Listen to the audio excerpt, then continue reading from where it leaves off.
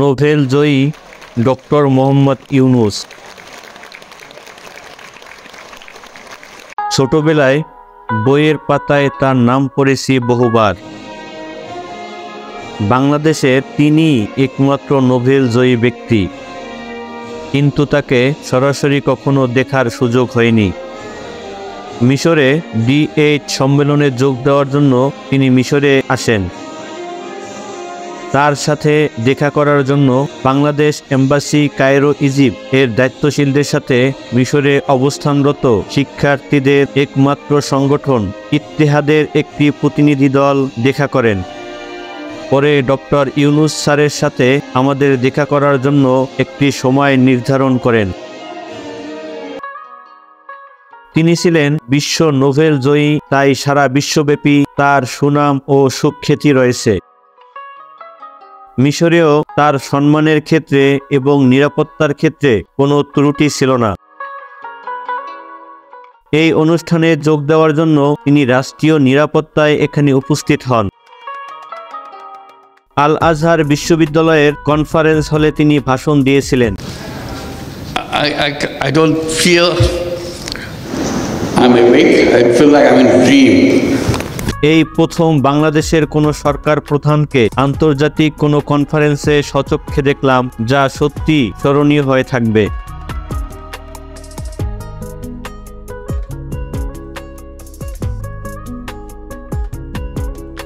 Doctor Mohammad Yunus sir অত্যন্ত ভালো মনের এবং অত্যন্ত মিশুক একজন মানুষ।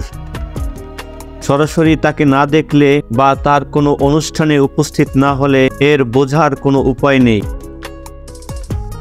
তিনি সর্বপ্রথম ইংরেজিতে তার বক্তব্য শুরু করেন।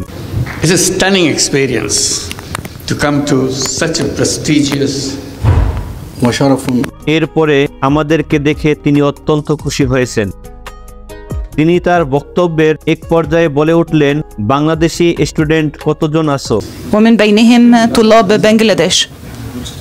Can I see you with the Bangladeshi students? Will you please stand up to see? هل يمكنني أن أراكم طلاب بنغلاديش؟ هل يمكنكم الوقوف؟ দেখি একটু দাঁড়াও তো। যখন আমরা দাঁড়ালাম তখন আমাদের সংখ্যাটা ছিল হাজার খানে। এটা দেখে তিনি বাংলায় বলে উঠলেন, ওরে বাবা! তাহলে তো বাংলায় কথা বললেই হয়। أحييكم جميعا. অসংখ্য ধন্যবাদ।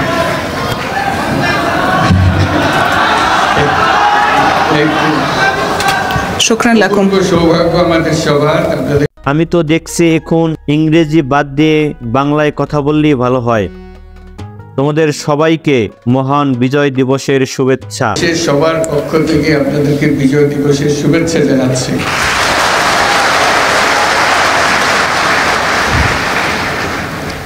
আমি এই অনুভূতি ভাষায় প্রকাশ করতে পারবো না। আমার মনে হয় আমি একটি স্বপ্ন দেখছি।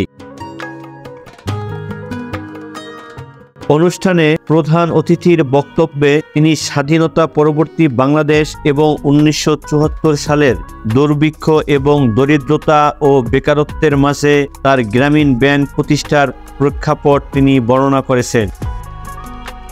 এছাড়া বাংলাদেশে মোবাইল টেলিফোনের বিকাশ ও অগ্রগতি এবং গ্রামীণ ফোন সিম কোম্পানি প্রতিষ্ঠায় তার ভূমিকা নিয়ে কথা বলেন।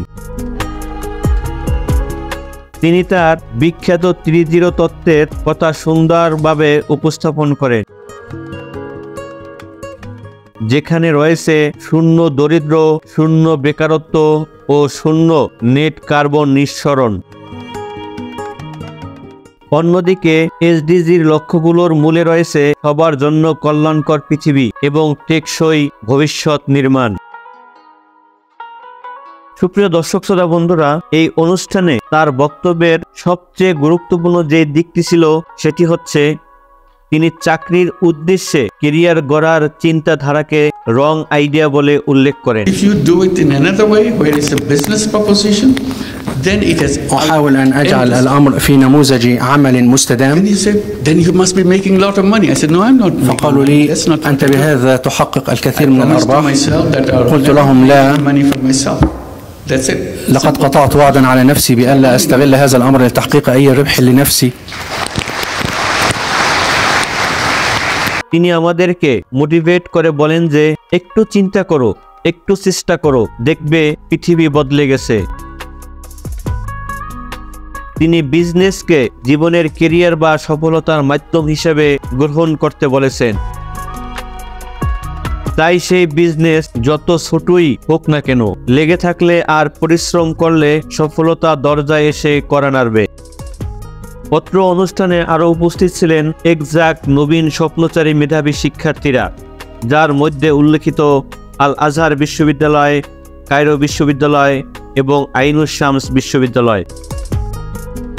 তিনি ইকোনমির উপর দীর্ঘ 40 মিনিট ইংরেজিতে বক্তব্য রেখেছেন।